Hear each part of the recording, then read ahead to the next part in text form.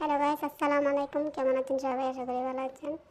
তো আজকে আপনাদের সাথে আমি আমার রান্নার রেসিপি শেয়ার করলাম। আজকে আমি মুরগি রান্না করতেছি। মুরগিগুলো আগে আমি নিয়ে সবগুলো মশলা দিয়ে মেখে ঝুঁকে, তো এখন আমি কিছুক্ষণ রেস্টে রেখে দিব। রেস্টে রাখার পর আমি তারপর প্রায় 1 ঘন্টা মতো আমি মেখে ঝুঁকে রেস্টে রাখবো।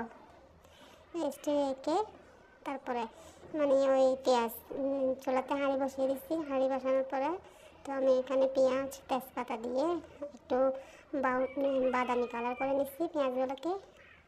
তো পেঁয়াজগুলোকে বাদামি কালার পর আমি মুরগির মাংসগুলো দিয়ে দিচ্ছি। এবার আমার মুরগির মাংসগুলো দিয়ে দিচ্ছি। তো এখন আমি একটু নেড়ে ছেড়ে মুরগির মাংসগুলো রান্না করবো।